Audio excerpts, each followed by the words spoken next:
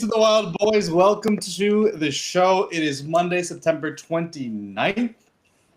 As always, I have my very esteemed hosts, Adil and Wase, here with me. Dalha, cut your audio. Cut your audio. And yeah, we had a wild week 4. We have 2 games currently ongoing right now with the Broncos and the Bengals and the Dolphins and Jets. Boys, how are we feeling on this Victory Monday for both our teams? Let's go. I don't care about the Lions, but the Bears winning feels effing good. The way that they won, especially. Last second against a poor team makes you feel good. It's one of those situations where it's a little bit more nuanced than just a poor You need team. more time. You need more time to make them an excuse. I'm not making up an excuse. I'm just telling you that sometimes you got to get out with those gritty wins. So let's start there. So we've got the Bears versus the Raiders in Las Vegas, coming off of the best win that we've seen, the best game Caleb Williams has played in his career. They beat the Raiders 25-24. It was a lot tighter than we wanted. It was a lot tighter than we expected it to be. But with the injuries that they had suffered on the offensive line, with the poor play of the defensive line and no rushing attack, it just boded well for the game to be on the back of Caleb Williams and the defense and the special teams, right? Like, this is the best game that we've seen from the special teams. Wase, give us your takes on the game. Obviously, it was rough to start on the offensive side, but we had a chance because of the defense creating turnovers. I really enjoyed it. I always felt like we were in the game. I never felt like we were out of the game, and I always felt like we were going to win. I don't know why I felt that way. Just the way that you can generally feel momentum and like the energy of the team, and it felt like they believed. Felt like coming out of the half, like Ben Johnson was all business, and Caleb was. The one thing I love about Caleb is that he's super clutch, and you can trust him in these big time games or big time situations. I think top to bottom, I think everyone from defense, special teams, coaching to offense, they all deserve some praise, regardless of how it looked holistically. But you came out with a W on the road, and there's nothing more you can ask for going into the bye. Yeah, you guys are already on the bye. Yeah. Wow, that's pretty early. That sucks. Yeah, it's similar to how it was last year. Yeah, except last year was like week 6, right? Because I think we were in London. We were going to London next week. That was week 5. Yeah. Yeah. But yeah, it was a really ugly game to start, and we had kind of predicted that it was going to be an ugly game. I didn't think it was going to be this ugly. The offense struggled so much in the first half. They had 3 turnovers and only turned that into 6 points. So that was, and they had the ball in plus territory 3 times and only had 2 field goals come out of it. So you wanted to see more firepower, especially those first drives. But the bad pick, right, tipped up in the air by Max Crosby. Max Crosby was eating all night. He destroyed the Canadian Eagle. It wasn't until Ozzie Trapillo came in that they finally slowed him down a bit, but he was wreaking havoc, man. And then Ashton Jeanty, one of us called that Ashton Jeanty was going to have his breakout game, and could not stop him. Like, he just went. That was a 74-yard touchdown run that was just abysmal tackling. Can't get to the second level. But then in the second half, weirdly enough, the defense came alive, which usually is inverse of what happens. But again, Caleb's clutch, man.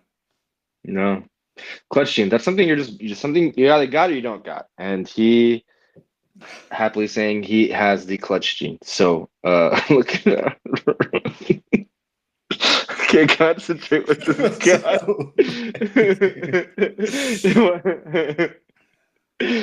Anyways, yeah, it was a great game. It's crazy. I was watching some of the tape back for how the offensive line changed, because it felt like a game of 2 halves when we saw Max Crosby basically dominating the first half, and then it seemed like was contained a little bit more, or maybe he just ran out of energy because he was, so hyped for the first half. Um, he was crazy productive. He was literally in the backfield all the time, and it seemed like it was more so us being in max protect most of the time. I think what's his name? Durham Smythe ended up playing like 90% of the snaps, which is crazy for a guy that's a Just a castaway. Like, blocking tight end, yeah. yeah, yeah. So there was a lot of max protect over there. Not that I think Benedict played well, but I think there were some situations, some aspects where Ozzy held his own, but there wasn't a lot of true pass sets for either of them. They were chipped, they were helped a lot, and rightfully so, by the running backs and the tight ends, and that proved that proved to be a great adjustment. And I'm just happy to see a coach make just basic adjustments like that. Should have been the game plan from the get go, but I think that they were able to be more aggressive in terms of like their protection scheme right after they realized like, hey, we can still move the ball on these guys, despite having to, leave guys there in the block. So Yeah, and the last just thing happy to from see this it, man. game, we're definitely happy. I wouldn't say I'm like as ecstatic as I was last week, but also like 2-2 with as abysmal of a running game as you're probably going to get in this league. That's progress, right? I mean, that's positive vibes, even though like there has to be a move made within these next 2 weeks. Like, they have to get somebody in because it's I don't just even know not who you're gonna working. get. It's not working. Who are you gonna get? Like Brees Hall is not going anywhere. Like it seems like Braylon Allen tore his ACL from what people are saying. So I don't think we're gonna get any Brees Hall. Maybe Tyler Algier, but even then, like you kind of want someone to have continuity to like the year afterwards. And so yeah, you might just have to write it out, man. Honestly, that's what it feels like. How do you write it out with like a nothing running game though in the NFL? Like that doesn't happen. Unless Brees Hall becomes available. I mean, or maybe the Jets just want to tank because Justin Fields doesn't look good and he only has a 1 year guaranteed deal, and maybe they want to get a quarterback for the future, and maybe cut ties sooner rather than later. But I just can't see. I just can't see anyone willing to part ways with their running back, Maybe the especially right now. Dolphins. I don't know. They're not getting rid of A-Chan or whatever his name is, but Yeah, it's that's what just they're. not possible. No, I mean you're gonna have to find a Band-Aid. Is Jamal Williams still out there? Maybe he might come in for like being the muscle back or something. I have no idea. If he has any juice left. On the flip side Yeah. of the podcast, Adil actually had a very comfortable win against the Browns. Eh. It didn't look like they caused too much trouble. And yeah, Adil, how do you feel about the Lions' performance this week? I had a front row seat this week. I went to the game. Oh Me, the yeah, wife, yeah, the kid. We went to the nice. game. It was a. Oop, I apologize. Here, can we hear me now? Yeah. Yeah, So I had a great little time at the game. I had my red zone up in front of me so I can just glance at everything that was going on. But with a baby right next to you, you're always on edge, right?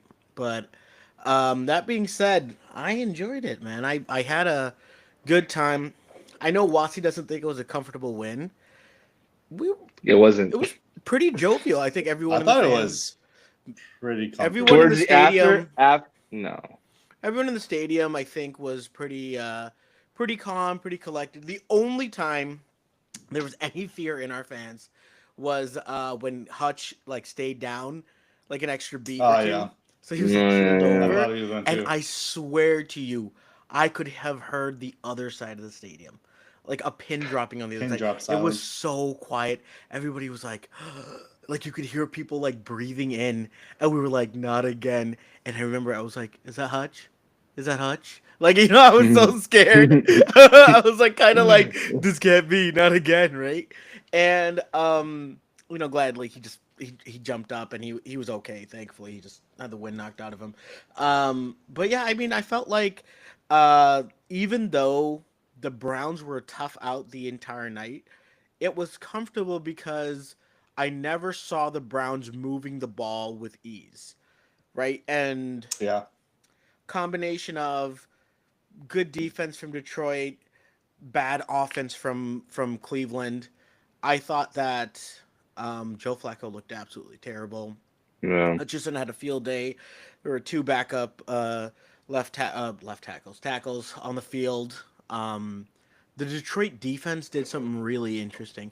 They played four linebackers so often that I was actually confused at who was running edge on the other side.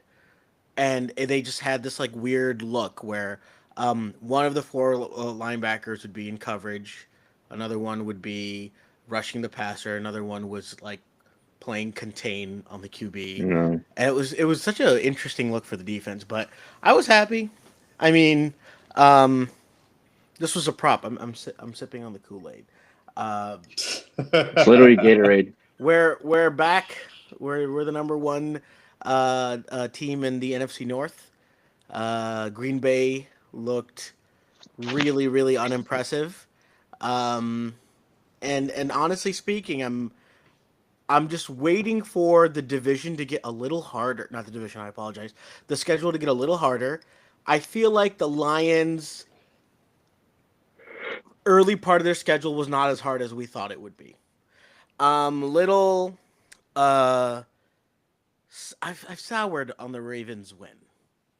It just feels like they are that much more injured, that much more underprepared. Like Lamar didn't look like he looked like a shell of himself in the Chiefs game. Granted, he had the hamstring injury, and the Ravens O line went down, and their defense went down, and I mean Lamar looked like he was hampered. But the other side of it is that a win's a win. Let's just crack on and see who we get and how we play against teams down the stretch, and hopefully health stays on our side because looks like things are churning as it should be down in Detroit. Yeah, I think that's a good segue into our next topics of conversation because I feel like health is a major issue in the NFL this year. We had last week. We had James Conner who broke his ankle; he's out for the year. Now, yesterday, unfortunately, we got Malik Nabers tearing his ACL out for the season on what was one of the crazier ACL injuries I've seen because he tore it on jumping for the ball up in the air, planted weird on the way down, and that was it. And you could tell right away he was in terrible pain. And then just now, Tyreek Hill with a gruesome leg injury. They're calling it a dislocation of his knee. Ugh. Don't watch it if you haven't seen it because it's absolutely disgusting. But that's all she wrote for the Dolphins, I guess. But those are two. That might be it for Tyreek Hill's career. Yeah. That's how bad it looks. That it seems like, oh man, he may want to consider retiring. Did you see what he did when they put him on the stretcher? He said yes or something like that. He said yes, thank God, I think. Oh, maybe because his injury guarantees kick in too, so maybe that's probably why.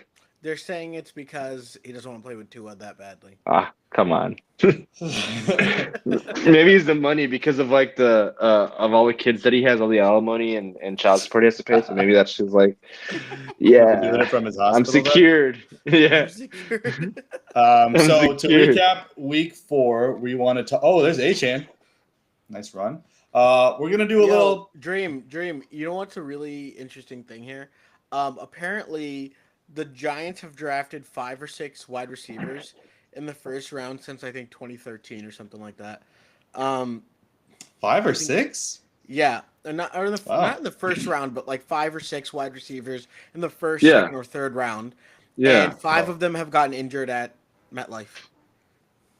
That's crazy. People get injured at MetLife right there. Yeah. OBJ sent a tweet yesterday calling for MetLife to change the turf, or the NFL to look into changing the turf at MetLife because, they're having the World Cup final there next year too. I am so worried for those guys at ACLs. Because that's going to be brutal. Right? I heard they're requesting. They're like, by all means, give us grass. Like, there's either we're not playing or there's grass. Like, I don't know. I hope so. It seems interesting. It seems interesting that there's not any conclusive evidence on it. Maybe Big Turf is trying to suppress all the real information. Isn't it crazy how they're saying that there's no real evidence behind that, but MetLife constantly takes ACLs and plantar fascias and MCLs and everything like that? I just don't get how it's not how there's no correlation. Is it just I wonder because so many stars get injured over there. Well, never Yeah. buy anything that a corporation will tell you. That's number one, right? Including the NFL. The NFL says the game has gotten safer. Clearly, it hasn't. Everyone keeps getting injured. But yeah, Damn. to figure that shit out. So for week 4, we've got a little bit of a quick recap. We're doing what we thought was the best thing we saw, what we thought was the worst thing we saw. And that's actually a good segue into my best thing, MetLife Stadium. The Giants upset the Chargers. Jackson Dart in his NFL debut goes 13 for 20 for 111 yards, but he added a lot on the ground. I think he had 54 yards on 10 carries. They and a spammed that touchdown. carry. Why did they have him Yeah. run 10 times? I don't know. They gave him a few options, like a couple designed runs. It seemed weird. But it was successful. It was working. But you could do that with Russ too. Like why? I think like, he's a little more dynamic of a runner at this point than Russ. Yeah, I get maybe. Because but- he didn't have many passes. No, they had Which the is- training wheels on. Yeah, It for seemed sure. real weird for sure. But also it's the long distance flight causes a bunch of issues. The 1 p.m. games, I'm telling you, messes up. It's their 10 a.m. if you think about it when they first start. Right, their body's out of whack. They probably only flew in like 2 days beforehand. Well, they also and the lost Joe Chargers Alt were a little to a injured, high ankle yeah. sprain, right? Yeah, that's a huge loss. And that D-line was cooking. That D-line that we've been waiting for actually came to life yesterday and made life difficult for Justin Herbert and the Chargers. I mean, you still saw that there were some, like I felt like the Chargers were shooting themselves in the foot, but credit to the Giants. This is what you wanted to see out of the defense, at least. I know the offense still looked a little stale, but I wonder how they adjust now that Malik Neighbors is gone. It'll be interesting to see. Although, why don't you go for your good? The good that I saw this weekend, whew. You know what? The Chiefs being good is great for the NFL, right? Like they looked like they were back in form. I think I was rooting for the Chiefs to just lose that game because it would just mean that they're buried behind 2 other teams. On the flip side of things, the Chargers just lost. The Broncos are at 3-1. Things look a little, prospectively, as this finishes up here, things look a little bit more muddy in the AFC West than we thought it would look. They're going to be 2-2 if they win. The Broncos? Yeah. Okay, so the Yeah. Broncos will be 2-2. The Chiefs, same way. You know, it's interesting now. Now we don't have any room to kind of dog on the Chiefs, which is what I wanted to see. In the meantime, the Ravens are looking like they're packing it up. Matabike just got put on IR, season-ending IR. Lamar's had the hamstring injury that kept him out. Feels like Derrick Henry lost that magical toughness that he was built with, like never fumbling, or he had 1 fumble within 600 or 700 reps, and then all of a sudden 4 this year. It's crazy, unbelievable. Dude, he had So it looks 8 carries yesterday. feels like the Ravens' window has closed. Yeah. Yeah, honestly, like I feel like 4 games is a little early, but they do not look good. I saw a graphic They're that out of showed whack. their points for and their points against. They have 131 points for. They've given up 133 points on the season in That's 4 crazy. games. That's insane. Never unheard of for A Ravens post team, yeah. 2000s Ravens team. Yeah, Really Yeah, that's crazy. crazy. Or Wase, what's your good? My good is the Dallas Cowboys, man. The Dallas Cowboys. I know it was a tie, but think about how the belief around the Cowboys is that they're gonna suck this year and that they're bad. Granted, they lost to the Bears really badly, but that's okay. I want the Bears to beat them, but they are a team that's just gonna fight this year. Brian Schottenheimer is a great play caller. I don't know if you guys agree with me with what you see, but dude, Shoddy is literally in his bag when it comes to the run game. Dak is playing lights out. Honestly, he's a top 3 or 2 quarterback right now in the NFL. And I have a lot of hope. Yes, I have a lot of hope and aspirations for the Cowboys to make some noise at the end of the season and be a wild card team, despite how Honestly, bad their defense is. I agree with Wase. And the only reason why the Cowboys are doing anything is because of Dak. I feel like Shoddy's play calling was a lot better than what I expected it to be. I think I dogged him for Oh not yeah, actually having a good offensive like team on the field. But I guess when you have CeeDee Lamb, George Pickens, a good CeeDee offensive Lamb's been line, injured. He's been injured past 2 yeah, games. 100%. That's fine. Turpin steps up, has a great game. Granted, against the Packers defense, which looks a little bit more suspect, which we can talk Yeah. right after this because I had some takeaways about that. I didn't want to call it a good because I'd be labeled a hater, but I fucking hate the Packers, so screw them. It is a good. But the Cowboys look like they're willing to stand toe to toe. They're not trying to do things the right way. Their whole idea is to be in the game at the end of the game. So if it means living and dying by the sword, they're willing to do so, which is entertaining football. I'm going to be tuning in to watch the Cowboys put up 40 points while getting 40 points also put up on them week over week. I'm in. I'm in for that. I'm down for that. Give them all the primetime games. I'll watch this sort of crap while I can put my baby to sleep so I don't really have to pay attention at night. Damn, top 2 or 3 quarterback in the league is crazy. Dak is like that. I've been telling you Dak is like He's that. not Yeah, top the 2 Dak to hate is 3. I wild. would not say top 2. Right now, mean- he's like playing lights out, man. He's playing so good. I'm not talking about 2019 statistics. Wait, was it 23 or 2019 where he 23. was second MVP?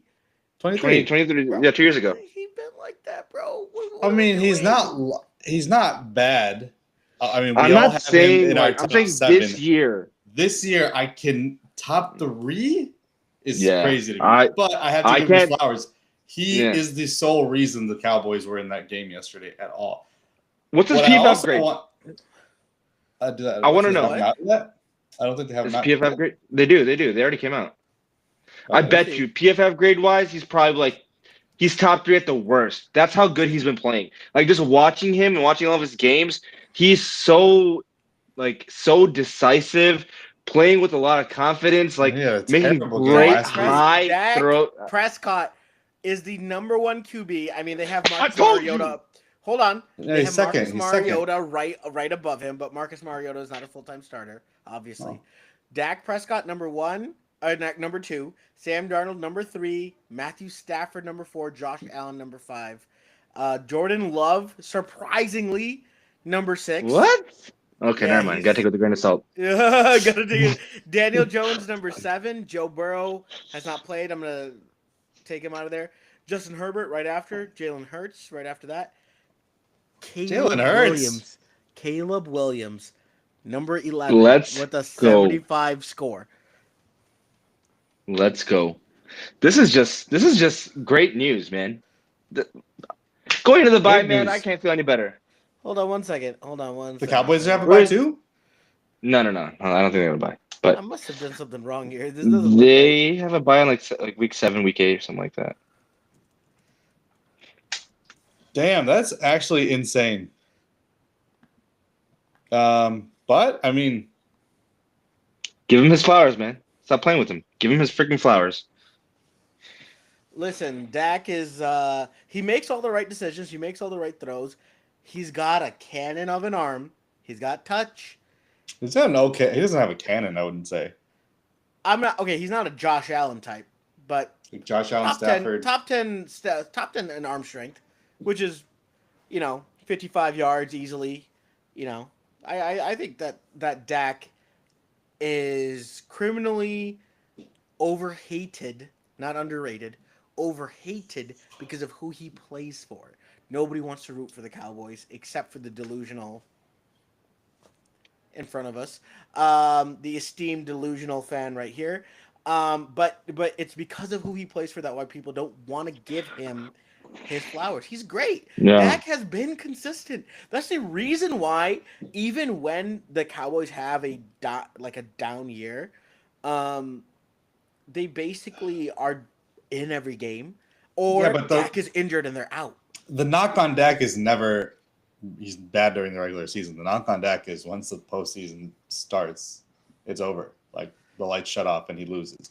But yeah, he's had a great start to the year this year, except for last game, of course. But taking that out, it's been a great year. I mean, you can't knock him. Yeah. This is the reason the Cowboys are winning those games. On the bad side, what did you guys see that you did not like this week? Green Bay looking terrible. So let's Is that talk a bad about or it. is that a good thing? That's a great thing. I don't even know why that's a bad thing. It felt like one, they had no pass rush, but also they couldn't cover anything downfield. No, Yeah, here's the thing. yeah. They had a pass rush, but they were easily schemed away from it because what Shoddy did was he didn't normally run the outside zone. I was seeing the most success in the outside zone. I was seeing that they were running kind of towards the direction of Micah or throwing anything quick in the direction away from Micah, and they were allowing the receivers do the work against the corners.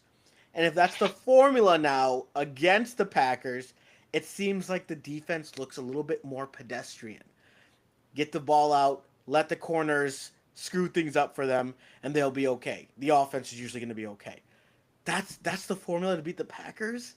Is that really it? Who crowned them the Super Bowl contenders in week 1?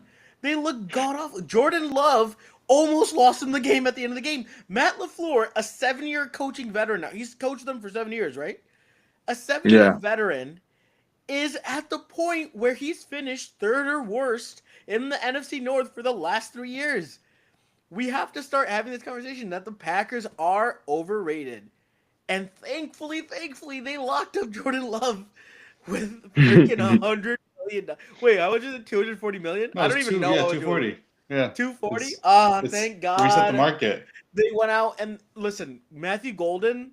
Honestly, I wasn't overly impressed, but he's a rookie, and he was doing okay. But it just looked like they made so many bad decisions. Micah looked like a liability in the run game yesterday. Like it was really bad. Yesterday was the whole. This is why you don't pay someone this much money unless they're a transcendent talent. They thought they were getting a Myles Garrett, and now we've officially understood there's a gap between Myles Garrett and Micah Parsons, and it's pretty significant. They overpaid for Micah. That was crazy. This is the best thing Jerry Jones has ever done for the Cowboys. Ever. Oh, what a catch. Garrett Wilson. But yeah, this is the come down to earth time, right? From the week 1 against the Lions. They're holding on to that like they were crowned Super Bowl champions in week 1. Yeah. But we talked about it all offseason. Oh my God, Garrett Wilson just mossed him. Yeah. It's a great catch. Oh, that was your reaction to it? That was why he mossed somebody. Unbelievable. Oh, it's Rasul Douglas. Damn, that's a great catch. I didn't see his arm was in there too. Oh my God. Yeah, he's God. got it. There's your 2 first rounders right there. It's worth the touchdown. I've been telling you. Sorry, just for background's sake, in the offseason, Nadeem and I argued between Brian Thomas Jr. and Garrett Wilson. I gave up 2 first rounds to go get Garrett Wilson. And I think I had thrown out a BS trade of trying to get Brian Thomas Jr. for 1 first rounder, and everybody was just ganging up on me, just like how I like it. What the hell is wrong with this guy? And what are you talking about? I have no idea what you're saying. I was banging my fist on the table. Garrett Wilson is worth 2 first rounders. He is that guy, and he just mossed this guy. Love it. Love to see it. Beauty of a play. But yeah, so like we said all offseason, they don't have a pass rush. When they don't have a pass rush, they do not have the cover guys that can stop an offense that's dynamic like the Dallas Cowboys. But I do think that like a lesser offense they could probably fare better with, and they have so far. Wasi, what was your bad? My bad's actually a kind of a good, but it's bad right now, and that's the Cleveland Browns. You're a very good bad boy. am a Knight Rider. I am a backbreaker. I am a very danger. You haven't seen that one? I'll show you that. Don't worry about it. My bad is the Cleveland Browns. And honestly, it's more so like, hey, you guys suck right now, but the team is gonna look good eventually. Like their rookie class, they've knocked it out of the park. I think that with 2 first-round picks next year in a loaded draft, not a loaded draft, but like This a top-heavy is not draft. a bad. This is a good. It's a This is bad right now 100% because they're good. so bad They're at the not. quarterback position that they Oh. honestly just need to ride out the Deshaun Watson contract. And once they do, they'll have a team ready to compete for years to come. So my bad is kind of a good. The Deshaun Watson contract is so bad that they couldn't go out and get a decent QB. Like, I feel like Yeah. Russell Wilson in this offense would have at least made the Browns a competitive team. Yeah, week in and maybe. week out. But They're Russell already a took, competitive team. That Russ- defensive line is probably the best defensive line I've Yeah. seen in the last 3 years. They are so Yeah. nasty. They yeah, will, all of them are good at run stopping. yeah. All of them good at pass rush. It is unbelievable how nasty they are. I hated going against the Browns. And mix that in with like getting Carson Schwarzenegger, who's playing great, Mason Graham, who's doing good for a rookie, even though he's undersized. rookie, Like they still have, Denzel He Ward. struggles with the size. That's Yeah, the size yeah, disadvantage but is the big thing. other than that, man, like it sucks how bad their quarterback situation is, and honestly, their offensive line needs to be retooled. As the guys are getting a little older, but this upcoming draft for them and the draft after that, I think they're going to be one of the better teams in the NFL, and I'm excited for them. And I think they're clearly tanking, right? Like it looks like they're just saying, okay, yeah, we're gonna be bad on offense. That's fine. And they have 2 first rounders. So we'll go to this thing next. The We'll Jaguars, yeah. We'll Jaguars, I'm surprised. My bad. Should we just make it the Jaguars for that little scuffle at the end? No. Do your bad. You can't call the Jaguars bad. Do bad. I was just gonna call William Cohen because he's a freaking Cohen. But my bad for this week was I have to call it out because one, the narrative of the show, and then also it cost him the game. A.D. Mitchell, Wasey's boy, Wasey's top 10 fantasy receiver. His first real game time action, catches a beautiful ball, first of all. Yeah, and the move after that. Great move after, sets himself up for a walk-in 60-yard touchdown, only to try to stick the ball out to celebrate and fumble it through the back of the end zone right before he hit the goal line. That's the one thing. So he cost his team 6 points there. And then Jonathan Taylor makes probably the best run of the season that we've seen. I think it was another 60-yard run. But it got called back because of a hold from A.D. Mitchell. After Taylor passes them already, he just grabs onto the guy anyways and gets flagged for that, negating the hold. They ended up losing the game. He has all the duels except for the one that's in between his ears. Yeah, he's always been a nutcase. That's what the thing was about him. Like he was like, remember they were like, oh, he has diabetes, so like sometimes he like turns like really weird. Maybe he's having an insulin spike. Who knows? Yeah, crazy. He's having an insulin spike. Oh my god! But yeah, A.D. Mitchell is my bad of the week. There's a ton of bad I could also call out. Bryce Young. The Panthers, what the hell happened against the Patriots? That is, he might. Is it done. Bryce? Yeah, is it done? Is the Bryce experiment done? It's done. And honestly, but the Panthers experiment is done. They are firing Canales. I think. No. They signed him to 6 years. I don't think they're gonna fire him 2 years into his deal. On a quarterback that was already struggling, and he's tried, but I mean it's not his fault that Bryce Young isn't doing well. I feel like their team is not where they should be in general. In all three cases. It just doesn't seem like the missing piece of the QB. It seems like there's so many things that go wrong it could be a game about penalties. It could be a game about defense giving up too much. It could be a game about, and then you see like once in a while. Everything hits, the game plan works, everyone's doing their job, and they'll win 30-0 and play lights out. It's just, I think it's Dave Canales along with Bryce Young. Like that experiment's over. Like maybe he wasn't ready to be a coach. I mean, honestly, he jumped up so quick up the ranks. Who would have thought Liam Cohen versus Dave Canales, and Liam Cohen was going to be the guy that turns More around. successful. Yeah. In Jacksonville, and they're stupid. They don't know what the fuck is happening. I wouldn't say that. You're giving more credit to Liam Cohen than Dave Canales after this. I feel like you have Liam Cohen who has Trevor Lawrence. You have Dave Canales who's giving Bryce Young. That's a huge difference. I mean, they're Liam Cohen. I'm sorry, Trevor Lawrence is still kind of underperforming.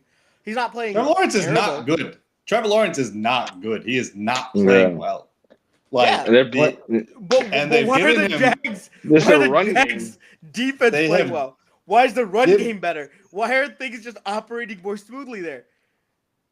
I think it's a mixture of like their schedule being pretty weak, and then on top of that, yeah, it's mainly their schedule's weak. Let's be real. Because he's not playing well at all. Defense is keeping them in games, obviously, but what they've done to Brian Thomas Jr. and Travis Hunter, like they're not a perfect Panthers, offense at all. Texans, Bengals, and 49ers. Those were the 4. Yeah. And they Yeah. I mean, it's not a end all be all after 4 weeks that there's a clear discrepancy. They feel like the Bears from last year. The Jags do? Yeah, like the Bears of last year, like where they started off hot, but like you can see that this team is not ready to really compete, and they're about done with. No, come on. What do you think? You think Trevor Lawrence is playing as good as Caleb did last year? And not even saying that Caleb played well last year, but Trevor Lawrence has not been good. I think I take what Caleb did last year, even in the beginning, with a grain of salt, because he was awful the first 2 weeks, and then played really bad teams and looked good. And that Rams game wasn't not even good. But Trevor Lawrence isn't looking good against bad teams. What I'm saying is like they're winning in spite of good quarterback play, and that's what I think the Bears did. They were winning in spite of good quarterback play. I think if you want to say like make a generalization like that, then yeah. Not like tit for tat. Like Trevor Lawrence looked better last year than he did this year, and I feel like he's really struggling. 100%. He's really struggling to grasp Liam Cohen's offense. Yeah, I wonder what it is. Like, I mean, how are you not an explosive offense with Travis Hunter and Brian Thomas? Forget Travis Hunter, Brian Thomas Jr. Like, how has he taken such a big step back from last year? Well, you're seeing it with the second-year receivers, right? Like Marvin's taking a step back. He looks like he's all out of sorts. No, Marvin looks better this year. Essentially, in a way. Yeah, he just hasn't tied it together. That's what it looks like with Marvin. Brian Thomas looks like he's scared, which like Rome looks great. It's mental. Yes. It's mental for both of them. Worthy doesn't look great. Worthy looks whatever as hell like another passenger. Limited time, but he looks better. He looks better. Vlad is taking a back seat to who he's got, but that's because of the competition in the room. The only player that's looked better this year Quentin Johnson, Rome. Quentin Johnson. Yeah, but I'm saying like they're getting all the targets. Vlad's not getting as many targets as he was last year. Yeah. I mean, Keenan's in that role. Out of the second year receivers, the only one that's looking better is Rome. Yeah. I agree. All right, Adil, let's talk about what happened post game. That was crazy. Wait. So we can't start post game. We got to go like 3, 4, 5 days back. Robert Saleh says the Jags have a sophisticated legal cheating system in which they can figure out the signs very quickly in a legal way, which just seems to me that the Jags are thorough in scouting, and they have people who are looking over at your sidelines to like see what formations you're running. And mind you, that's what every good NFL team can do. I don't know what Robert Saleh. I don't know if he was making a bigger deal out of it, or he was just kind of saying, I don't have much to say good about them, so here's that, right? And then you have Cohen, who, mind you, he looks like a rat in front of Robert Saleh. So- Robert Saleh looks like Goldberg. Like Yeah. he came over, mind you, okay, so he doesn't shake Salah's hand in post game. He shakes his head. He's walking away. Don't know what happened, but the Jags players are laughing too because they're just like, Yeah. this is a little bit too much. Nobody really cares that much. Robert Saleh didn't say anything too bad. All things considered, the Jags players are laughing. Cohen turns around and says, "Keep my name out your effing mouth." He Will Smith them. And Salah says, "I will end you. I will bury you." Which, as a response from a jacked Arab who runs the fastest defense in the league with the national schemes ever. Cohen was lucky there were 8 offensive linemen in between him and Salah. That's so stupid. And Salah was there by himself. He was there by himself. He was like, man, I'm not hiding behind nobody. Post game, Kyle Shanahan's like, yeah, I didn't hear it, but it's not that big a deal. Like, he was just like, I'm not dealing with this. This is stupid. I'm glad that they're just going to sweep it underneath the rug and move on, and we're probably never going to see them face off against each other again. At least this year. Unless the world flips and we get a Jags 49ers Super Bowl, we're never going to see this again. It's just funny. We'll move on. We don't have to address this again. But yeah, Robert Saleh is frickin' Goldberg. Yeah, that was actually insane. That's so funny though. All right, so our next segment is going to be. The games aren't even done. We might just postpone the fantasy recap to next Wednesday because we Or don't Wednesday, have you mean? full scores. Wednesday, yeah, Wednesday. But we have a fun little whatchamacallit, a mock draft. Wasi prepared a mock draft for the 10 teams. College football is in prime swing right now. I was at the Illinois and USC game. I was on the field during the field storm, which was so funny because I saw all the comments afterwards just dogging Illinois for field storming against a team that was ranked 2 spots ahead of them. Listen, they're happy. Cool. Good for them. Yeah, hell yeah. Happy. It was cool, and got to see Luke Altmaier. Told him to come on the pod, so we'll see what he says. His people will reach out to our people. Dream gave him a nice tap on the back as he was talking. Good job, Bhaiya. Good job.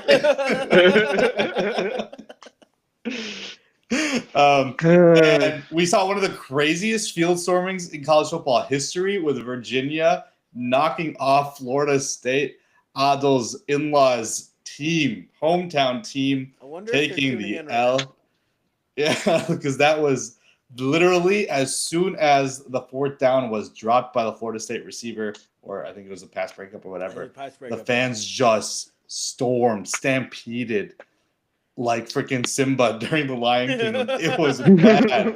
The poor Florida State receiver just got mauled as he was on the ground. Did anyone have an update on him? I have not seen anything about. I haven't seen anything. I don't think anything's wrong. I feel like if something bad happened, we would have heard. But it was upset city in college football on Saturday. Penn State lost to Oregon. Drew Aller. It was just terrible, man. Like, no, I thought we were going in another direction. That's Wase's a boy. Wase's like, that's my beta. I taught him well. Honestly, it's not looking good for him. It's not looking good for a lot of these college football players. I thought it'd be a much better draft. I mean, this far into the season, but it doesn't feel like that right now. So, I mean, the quarterbacks for sure. LSU lost to Ole Miss. Yeah. Like, I'm gonna do something here. When we clip this, I'm gonna play the video that we had in the off season discussing our top 5 quarterbacks. We're gonna see how off we were, because that's gonna be funny. But right now, given the standings that we have in the NFL, who are your top 10 picks? Okay, so right now I believe the New Orleans Saints have the number 1 overall pick. I think no surprise. My initial hope was that Garrett Nussmeier would be a better quarterback and there would be a conversation of him being the number 1 overall pick. But so far this season, he's been absolutely underwhelming. And so therefore, with the number one pick, I'm going with Fernando Mendoza for the New Orleans Saints. Oh wow, okay. Yeah. Well, over he's QB number one to You me. can't go wrong out in New Orleans though. Like they need everything. They need everything. Yeah. So, But I Is there a think chance that there is a best player available outside of Mendoza? Because Mendoza is not the best player available for sure. He's the best of the quarterbacks right now. right, but for a team, I mean, they did spend a second round pick on Tyler Shuck, but I don't know, They're not such a even short playing him. sighted. He can't even. Such a He yeah, can't even no, beat out Spencer Rattler. it's a short sighted move by them, but it depends. mean- Like, do they feel like they're ready to bring in a quarterback? I think they are because their offensive line isn't like names wise isn't terrible. Like they have their left tackle in Fuaga, or is either the left tackle in Fuaga. They have like first round picks littered on their offensive line. So I feel like for them, hey, like we can support a quarterback, and obviously Kamara's getting older. Let's ship him out for somebody else or get some draft picks of it. I still think quarterback for them is the best move for them because you have Chris Olave there. You have, I mean, Juwan Johnson looking pretty solid for a tight end. Get yourself a running back in the draft.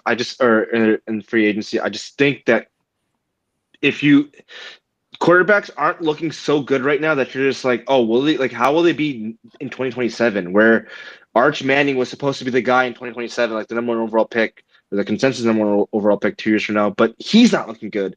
Dylan Raiola, not looking good. DJ Lagway taking a step back. Like I know that Fernando Mendoza is going to be quarterback number one. I'm not willing to punt on that for anybody, for any other position. Take the quarterback, start building around him, and move on with your life. Like I don't want to bet on any quarterback going forward. Get the best guy. He's better than Lenore Sellers. Lenore Sellers is a Anthony Richardson type of quarterback, still very raw, but obviously very very athletic. He's literally a carbon copy of him. I think he's Much a better higher passer. quarterback upside. Yeah, much higher quarterback upside than on our floor with Lenore Sellers. But I would go Mendoza, especially for that Kellen Moore scheme. I've seen how Kellen Moore devised an offense for Dak Prescott, and I think he could do the same for Fernando Mendoza. And I think Mendoza is the most talented quarterback coming out. So I think QB for the Saints gets them the most immediate relief, but in terms of yeah, long term, I think the defensive end from Miami, what's his name, Baines? Ruben Bain. Ruben Bain, yeah. Ruben Bain. He's the guy that's got the most hype right now. Go out and grab the guy. Like why? With Bain, my It thing seemed on Bain. like So Bain, it seemed like the defense is doing okay so far. Like I know, like there's yeah, like a lot. Like they've gone through a whole bunch. Like they go through extreme stretches of like utter incompetence, and then also they do yeah. show up. Bane, I think, could give him something consistent from the pass rush angle, right? I Which also I feel don't like believe they can't. They really don't have. Bain gives you more upside to start right away. I feel like he's more pro ready than even Mendoza is. Because even watching Mendoza, Uh, he's the best of this class. Yes. Is he the best? Is he like a really, really great pro ready quarterback? I wouldn't say so. I think he's better than Cam Ward as a rookie. I think he's better than JJ McCarthy as a rookie coming out. And I was high on JJ McCarthy. I think he's better than Mike Penix as a rookie. That's just my opinion after what I've watched him with in terms of like his raw talent. The biggest thing about Mendoza right now, even in college, is that his pressure to sack ratio. He Yeah. takes a lot more sacks than he should. But I think Yeah. he's going to a decent offensive line with an offensive minded head coach. You can't bet on anyone else. I mean, you're doing the Spencer Rattler experiment for some odd reason after you drafted Tyler Shuck number 2 in the second round. Doesn't make Well, sense because over Tyler there. Shuck couldn't beat him out. He literally I know, couldn't beat but him out in camp. I know, but see, like you invested such a high pick for Tyler Shuck that it just didn't make sense. So now fix your wrong. Like don't double down on Tyler Shuck. Be like, I'm gonna wait next year and see what we have with Tyler Shuck. Get rid of him. He's not get rid of him. Make him like your high end backup, whatever. But draft a quarterback. For me, it's Fernando Mendoza. So I'm sticking with that one. Let's go to Cool. the Jets. So the Jets, yeah, Jets just jumped up to the number 2 spot. Honestly, I think the Justin Fields experiment is not going well. For me, I think that for the Jets. They have a good defense. Could they use a pass rusher? Absolutely, but they've spent so many draft picks on pass rushers the past couple of years. Jermaine Johnson, first round pick. Will McDonald, first round pick. Quinn Williams, obviously defensive tackle, first round pick. I think for them, also even last year, spending a first round pick on Olumia Fashanu, and then who they draft the year before that, I'm forgetting. Will McDonald, sorry. Well, they got Membo, right? I think, yeah, and they got Membus. Yeah, so you've already solidified your tackle positions. I wouldn't draft a guard second That's like overall. the premium position in the draft. Yeah. I mean, like, could you give Froggy and get Caleb Downs because he's that damn good? You could, but I think it's a luxury pick, especially when you can now get off of Justin Fields and find someone and restart the quarterback cycle. So for me, I'm going Lenore Sellers number 2. Just for the sake of hey, we have an offensive game plan that's already built around a quarterback similar to you and Justin Fields. Now, can we refine you as a passer? I think Lenore Sellers might be a better passer. I don't want to say might be a better passer, but has the chance to be a better passer than Justin Fields. Obviously, very, very exciting. He's like a Cam Newton type quarterback. Obviously, better than Anthony Richardson. And for us, it's we thought Anthony Richardson would be a good quarterback if he could only just figure it out passing wise. And I think Lenore Sellers gives you that high upside already as it is as a quarterback. So I want to capitalize on my second round center that I had in Joe Tippmann. The guards that I have, I'm forgetting their 2 names, but other draft picks and free agents that they've signed, Fashanu, Membu, who look okay or can be okay. Mason Taylor, a great tight end, I think, for the Jets, who will be a great tight end, and then Garrett Wilson. So now let's start establishing, quarterback, because you have a defensive team that is still in their prime, that you can still develop. If you want to get rid of or change out linebackers in the rest of the draft, I would go quarterback again for them. Again, you can't bank on next year. I'm gonna go Lenore Sellers number 2.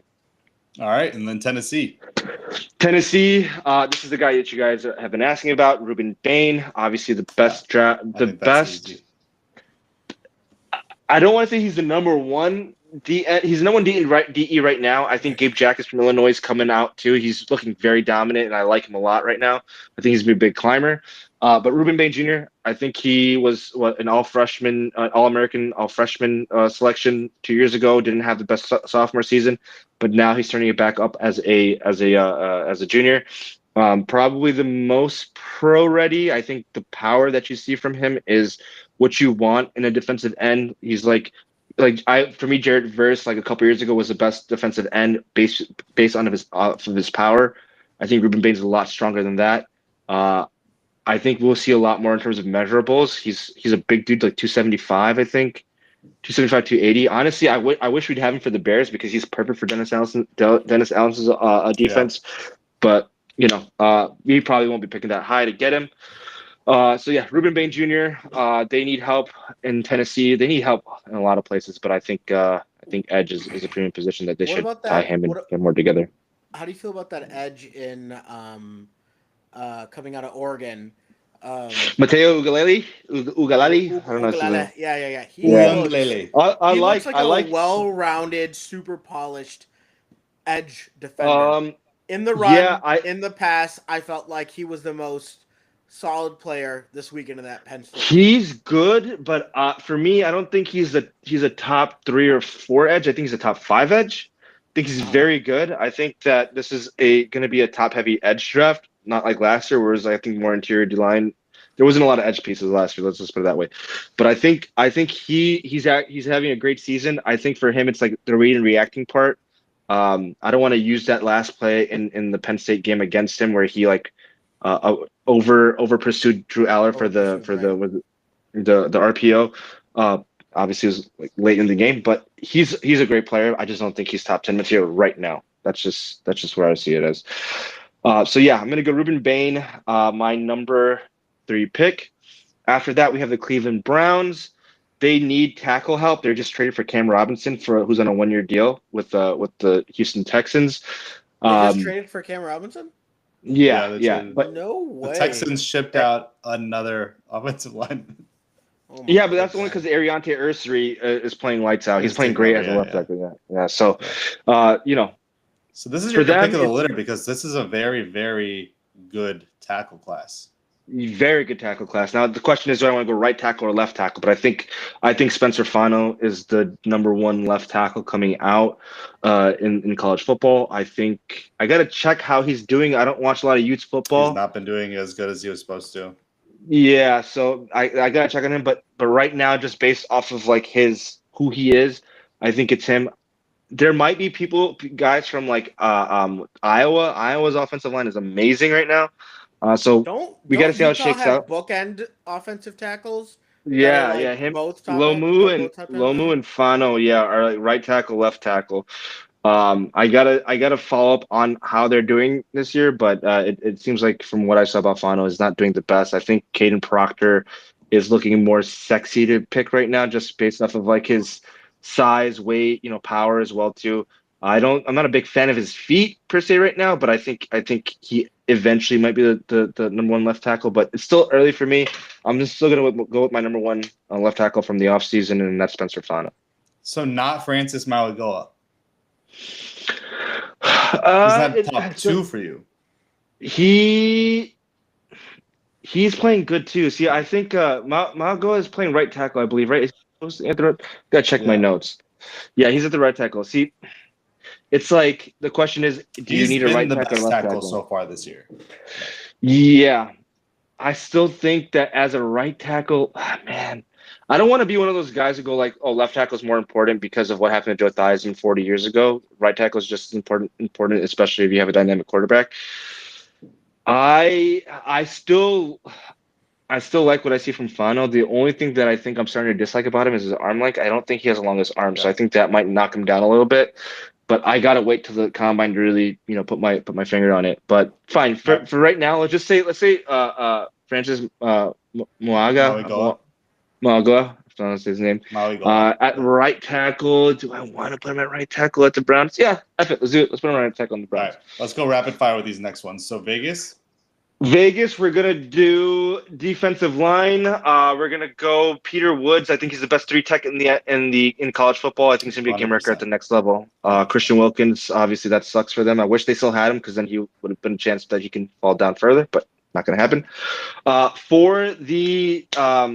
For the Dolphins, I wanted Francis for the Dolphins originally just because they had Patrick Paul at left tackle. Yeah, that too. But now I'm gonna go with Caleb Downs, man. Only because I can't see him fall this effing low. He's so good. He is the best safety prospect since Minka and Derwin James and Jamal Adams. All these great safety prospects. He deserves to be a top 3 pick. That's how generational he is.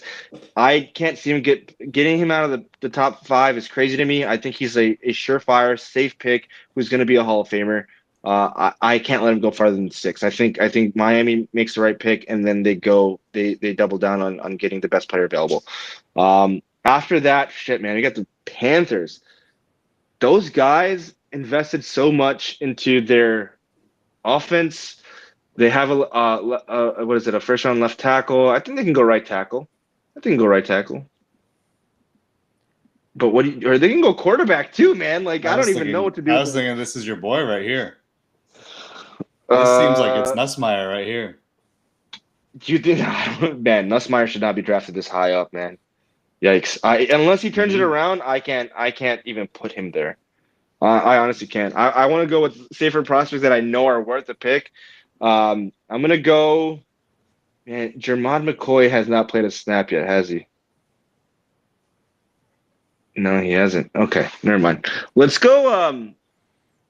Let's go with another generational pick who's safe, but is also going to raise a bunch of eyebrows. Anthony Hill, the linebacker out of Texas. He's honestly one of the best linebackers I've seen. Way too rich. It is, rich. But like he's also so effing good. You know what? You're going to draft an off-ball linebacker? Let's go, dude. He's so good. He's so good though. Like I'm so sure that he's gonna be successful in the league. honestly, when I switched Francis to the Browns instead of that kind of messed everything up for me. But let's go. Let's Let's go go. Spencer Fano. No, because they already have Ike Mekwano, who's a first round pick at their left tackle. I'm gonna go. Let's put Spencer on the right side because his arms are short, and I think he'd be better on the right side. So you're right. Let's go Spencer Fano at 7. Cool. And then the Ravens probably won't be here, but I mean, Uh, it depends. they Let's see need which direction they go in. they need They D need- line, right? So this they is need line. probably TJ But Mike- Parker. TJ Parker. Parker. He's the biggest No, off-season I name, think right? Yeah. forget TJ Parker because I think he's more of a 3-point stance defensive end. I think Gabe Jackus, who's a 3-4 linebacker, is a better fit for them. And I'm gonna go Gabe Jackus. Dude, watch Gabe Jackus. I think you had a chance to watch him this past weekend. He is. I watched him. He just He's didn't a fly he's off a the tape riser, for man. me. He's a riser. I'm telling you, Gabe Jackus, and I think he's a great fit for that Baltimore Ravens team. But just because the way he plays, he doesn't have to play, with the 3-point stance. He can play standing up. He can cover the flats if you want him to. He's fast. He's powerful. Like I like Gabe Jackus a lot. And then number 9. They already have Andrew Thomas. They need offensive line too. They don't want to go defense. Let's go. Receiver. You need somebody else behind Malik Neighbors. Malik Neighbors, yeah. You're not going to extend Wandell Robinson. Yeah, but like Wandell Robinson showed out a little bit, and I don't know if this coaching staff is going to stay. I think the safest pick is to go offensive line. Again, Caden Proctor. I don't see Caden Proctor falling to 9, but past 9. So this has to be the pick. Yeah, just best player available wise, I have to go Caden Proctor. And then Even to though round Andrew it Thomas out, left your tackle. top 10, Houston definitely needs offensive Hey. line. See that? offensive line. Let's go Lomu, just because they have a left tackle in Arion Terrestre, and now they need a right tackle. Let's go Caleb Lomu. All right, so that rounds out your top 10. You had Fernando Mendoza at 1, Lenoris Sellers at 2. The Titans took Ruben Bain. Ruben Bain. Cleveland took Francis Mauigoa. Yeah. Vegas took Peter Woods. Miami And took then- Caleb Downs. Damn, that'd be nice actually for them. No. Carolina took Spencer Fano. Baltimore took Gabe Jackus. There's no way he Yeah. falls top 10, dude. There's no way. Bro, if he continues on this year the way that he did last year, like racking up 2 double-digit sack seasons, I gotta put him up there. The Giants took Caden Proctor. Caden Proctor, and then Houston takes Lomu to round out the top 10. All right. College football, man. Something else. That environment, that atmosphere, sensational. To end off our show, we're just going to do a quick waiver wire update going into week 5. Adil, do you have your players ready? This is actually, there's a lot of players. We have to call out the teams that are currently on bye. I believe it's the Bears, Packers, Falcons and Steelers. Bears, Packers, Falcons, Steelers. Yeah, so a few names that are of note. Yeah, I mean, the way that I approached my waiver wire for this week had to do a lot with the injuries. So, Malik Neighbors out in New York. I would say the injuries to Juwan Jennings and Ricky Pearsall for the 49ers. We'll even throw Calvin Ridley in there, right? I don't know what's exactly going on with him, but that's not going to be boding well. And then Calvin Bucky Irving, Austin. too. Yes, Bucky Irving. Nobody really knows what's They happening randomly there, got an MRI. That's so weird. I really hope that he's okay. I mean, there's nothing on the sideline that was like even pointing me in that direction that he was going to be injured this week, but apparently he's already doubtful for the week after. Calvin Austin III also has the shoulder injury there. So if you've got Malik Neighbors or you just have A weak spot at your wide receivers. Wan'Dale Robinson is kind of your guy if he hasn't already been picked up, which he should have been. But if there is an off chance that Wan'Dale Robinson is available, go and get him. If not, go get the number 2 to Wan'Dale Robinson. It would be Darius Slayton. Go spend that $35 to $98 on that waiver wire to go get Darius Slayton in order to 35 to sure up your 98? rosters.